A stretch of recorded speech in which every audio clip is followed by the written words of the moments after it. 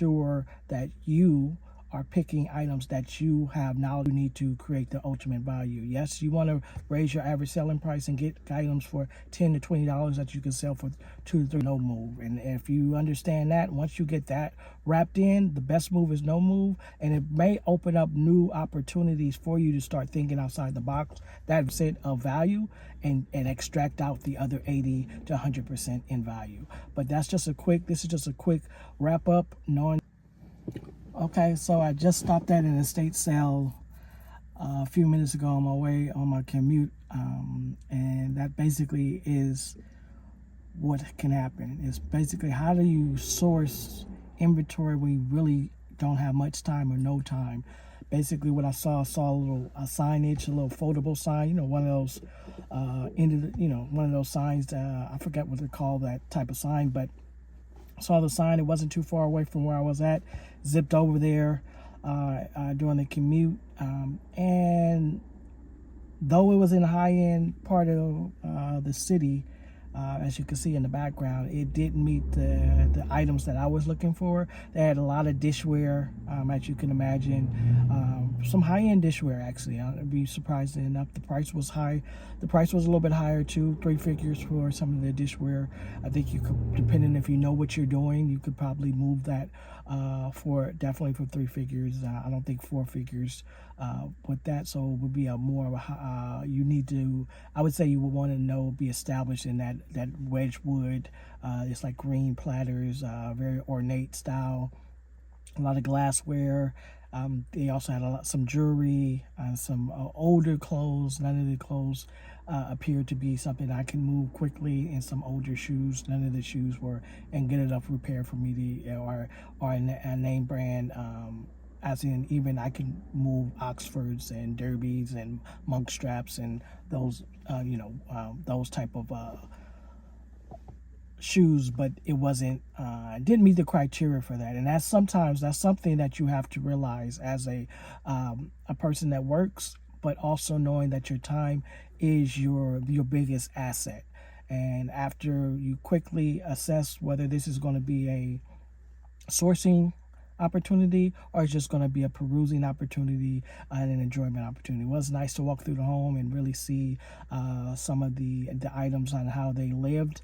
Unfortunately, they also had some vinyl records, which was of interest. There was a camera, a Minolta 35 XL, that I should do a little research on to see. That was at $200 some, so I would assume that it was priced that way because it is an expensive older style camera. I have to do a little research on that quickly. The estate sale is happening tomorrow as well, so it's not a lot of competition, so if I were to go back, it would not be a problem. But you have to make quick assessments to utilize your time quickly and efficiently, and not all the times is that location or this particular location you have to buy something because you are there. And that really spoke to what I saw in a video. I saw a YouTube video not too long ago, literally this week, about a gentleman, a young guy that basically we bought the pods. You could buy those pods that shipping pods. So the pod that he was able to purchase, the pod was full of streetwear, hype beast type stuff, just very the type of stuff you might see like a young New Yorker with, or somebody from London with, or Tokyo with, or some of the hype beasters, which is the younger crowd of going after these sought after shoes and streetwear items and specialty items, Off-White and Virgil Abloh and Kaws, KAWS, a lot of that. And I was surprised that you were able to, one, get those at auction, and two, the amount of materials that he was able to get. And it sounded like he only paid $2,000 to $3,000 for it, but it was probably well over 60 to, I would say, at least 30 to, I didn't finish the video, 30 to 80,000 just worth of goods. But it would take you a significant amount of time to sell those, because you need to find the right buyer, the right type of buyers for those. Maybe eBay. Locally, you might want to get into some of the forums. But that would be more of an interest to me, paying $2,000 to $5,000 for a pod full of goods that I can sell off over the next, sell off over the next year.